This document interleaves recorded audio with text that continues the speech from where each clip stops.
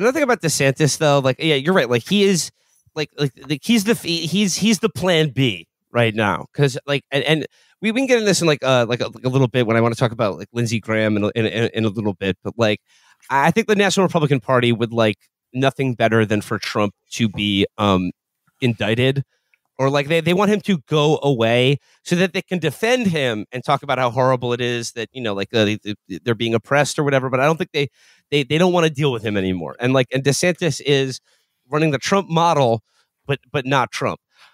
Matt, we talked about this a little bit on the way of the show. I realized, though, I had never really heard Ron DeSantis speak. Oh, I always saw Yeah. photos of him, and I would read like news clips about him. But like, it wasn't until this recent Martha's Vineyard thing that I just saw a clip someone shared of him talking. And I don't know, how shall I put this? I think it is an impediment to his presidential aspirations, Trump aside.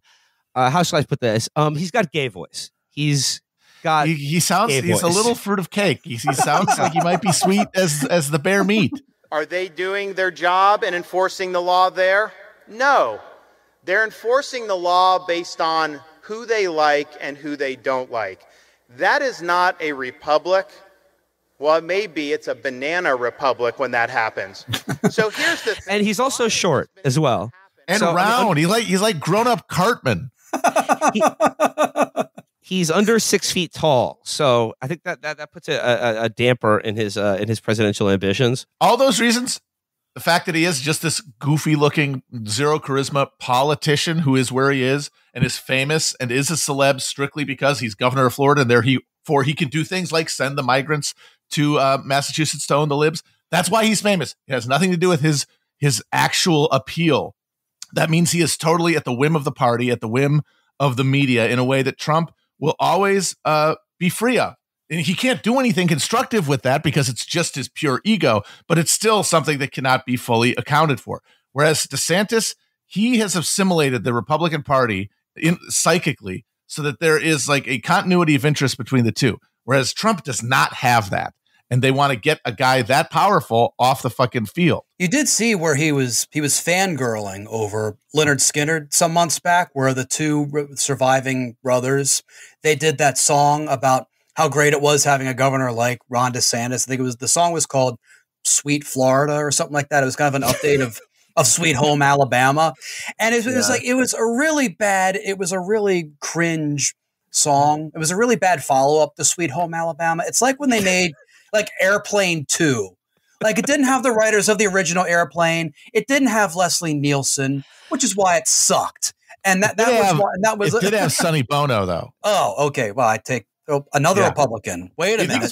See what they're trying to do? They're trying to get conservative politics back into pop culture. Even then. Do you think that Sonny Bono would have voted to impeach Trump like after January 6th? Not for like Lev Parnas, that's an interesting but like one. January 6th. I could see him maybe being a Pelosi or I could see him being a Lynn Cheney style Republican. Yeah. Yeah. In Palm Springs. Yeah, definitely. Yeah, absolutely. I like, just for DeSantis's gay voice, I do want to like defend him and this concept, right? I don't think it's gay voice. Like, I don't know. Pejoratively, maybe, perhaps. But I think that like that sort of like up talky run-on sentence way that he talks, that's just like the American upper middle class accent. If you were born after like 1973. That's a good point. That's true. Which is its own problem for him. You know, he's faking. He's a faker. At the end of the day, he's a faker. And that is the thing that Trump exposes, but only Trump exposes it. If he's off the field, then there's nobody to draw the contrast. But that, for me, that really does raise the question. Like, if DeSantis gets the nomination somehow, I think he's honestly a worse candidate for them than Trump would have been. Because as much as Trump has like a big millstone around his neck, people know they still see him sort of as like separate from the party of like the Republican Party as such.